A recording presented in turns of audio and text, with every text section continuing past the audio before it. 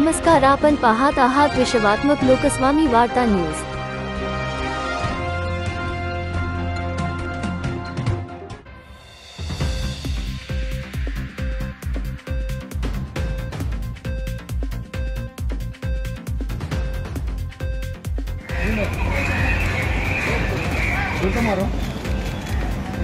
एक मिनिट।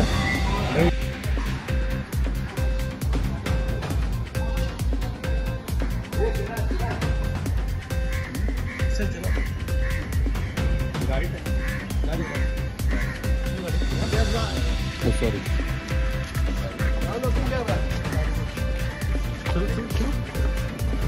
गाड़ी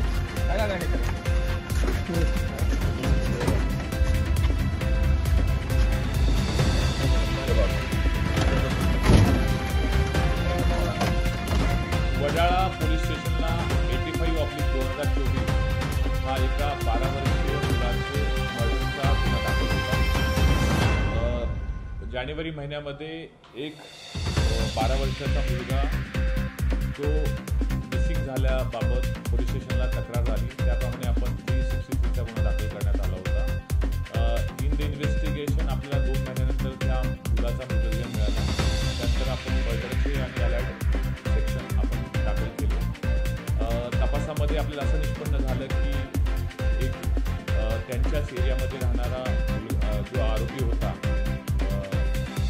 त्यांनी त्या मुलाचं गळा दाबून मर्डर केलेलं आहे आणि त्याला एका खाडीमध्ये टाकून देण्यात आलं होतं। त्याप्रमाणे आपण संबंधित आरोपीचा आपण जवळपास 5 महिने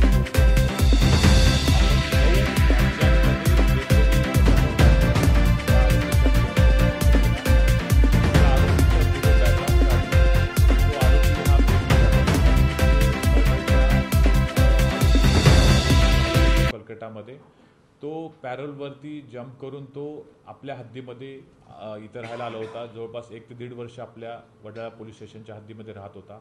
त्याबाबत कुठलीही आपल्याला कल्पना नव्हती। तो नॉर्मल एक वेठबिगारी किंवा छोट्या मोठ्या गोष्टी करून तो सध्या उदरनिर्वाह करत होता।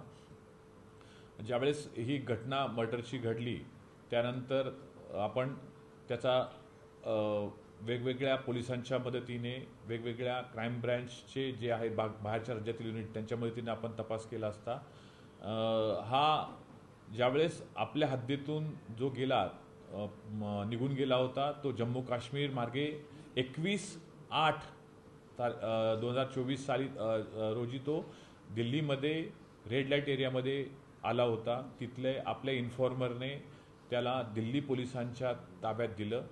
त्यानंतर दिल्ली पोलिसांनी त्याला अरेस्ट केलं आणि मुंबई पोलीसच्या त्याला हवाले केलं होतं। ह्याच्यामध्ये पूर्ण इन्फॉर्मेशन ही आपल्यातर्फे दिल्ली पोलिसांना देण्यात आली होती आणि ह्या आरोपींना आपल्या ताब्यामध्ये घेऊन आता हा गुन्ह्याचा आरोपी आपण निष्पन्न केलेला आहे आणि त्याला अटक करून 31 तारखेपर्यंत त्याची पोलीस कस्टडी मिळालेली आहे। नेमकं सर या आरोपीला जी शिक्षा आता जी लागणार आहे एकंदरीत 5 जणांचा त्याने त्याच्या पत्नीचा सुद्धा खून केला होता आणि एकंदरीत या एका अल्पवयीन सुद्धा खून केला होता। शिक्षेचं आरोपीने माननीय कोर्टासमोर पण सदर कृत्य केल्याबाबत कबुली दिलेली होती आपल्या मुंबईच्या कोर्टामध्ये। आता आमचा हाच प्रयत्न राहील की इन्व्हेस्टिगेशन प्रॉपर करून सदर आरोपीला आणखी मोठ्या पद्धतीची शिक्षा कशी न्यायालयाच्या मार्फतीने देता येईल याबाबत आम्ही प्रयत्नशील आहोत। सगळे इन्व्हेस्टिगेशन टीम हे अहोरात्र प्रयत्न करत होतं आणि ह्या एका एकदम मोठ्या आरोपीला आपण दिल्ली पोलिसांच्या मदतीने अटक केलेला आहे आणि माननीय पोलीस कमिशनर साहेब, स्पेशल CP सर, त्यानंतर joint CP law and order साहेब यांनी वडाळा पोलीस टीमचं त्यांचा हा चांगलं अभिनंदन केलेलं आहे। नक्कीच याच आरोपीने सर काही लोकांनी पकडून आणलं आणि या पोलीस स्टेशनमधून पळ काढून हा प्रवास केलेला एकंदरीत पाहता जम्मू काश्मीरच्या या रस्त्याने हा निघून गेला आणि दिल्लीपर्यंत पोहोचला। यापूर्वीच आरोपीचं रेकॉर्ड आहे, तो कन्व्हिक्टेड आरोपी आहे, त्याला पोलीसची पूर्ण पद्धत माहिती आहे। ज्यावेळेस हा आरोपी मिळाला होता त्यावेळेस स्थानिक लोकांनी इथं आणलं, मात्र पोलीस स्टेशनच्या आवारातून तो पळून गेला होता। मात्र त्याला पोलिसांची गुन्ह्याची काय कार्यपद्धती आहे याचं पूर्ण ज्ञान असल्यामुळे तो स्वतःला सॅबोटेज करून तो वेगवेगळ्या ठिकाणी राहत होता। कुठलेही गॅजेट किंवा टेक्निकली मोबाईल वगैरे असं कुठलंच गॅजेट तो वापरत नव्हता। तो प्रॉपर आपण त्याची माग ठेवून प्रॉपर इन्फॉर्मेशन घेऊन तो आरोपीला ताब्यात घेतलंय आणि आरोपीला दिल्ली पोलिसांच्या मदतीने आम्ही अटक केलेलं आहे.